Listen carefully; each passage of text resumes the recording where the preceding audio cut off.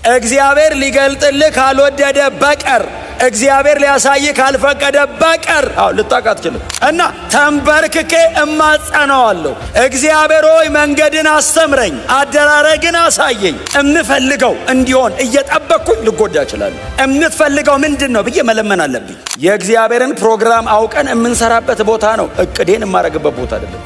እኔ የምሰራው የምኖረው ኑሮ የምወጣበት የምገባበት አቋሜ በሙሉ የህይወቱ ውጤት ነው። በክርስቶስ በማመኔ ነው በጽድቅ የምኖረው። በክርስቶስ በማመኔ ነው የምጸልየው። በክርስቶስ አምኜ ዳግም በመወለዴ ነው በእግዚአብሔር ቤት ውስጥ ያለውን ነገር በሙሉ ማረገው። ሁሉንም ነገር አይቶት ከንቱ ነው ብቻ አይደለም ያለው። ገንዘብን ፈለግኩ አለ፣ አገኘሁት አለ። ጥበብን አለ ፈለግኳት አለ።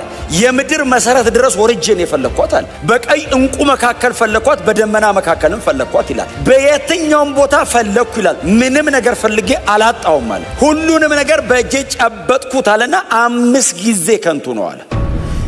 በሰለሞን ዘመን በሰለሞን እድሜ እግዚአብሔር በሰጠው ጥበብ ሰለሞን ያልነካው የምድር ጠርዝ የለም። ሁሉንም ነገር ካየ በኋላ ሁሉንም ነገር በእጁ ጨብጦ ከንቱ ነው እና ያልደረሰበት ነገር የለምና ምዕራፍ 1 ላይ ስታነቡ ቁጥር 1 ጀምሮ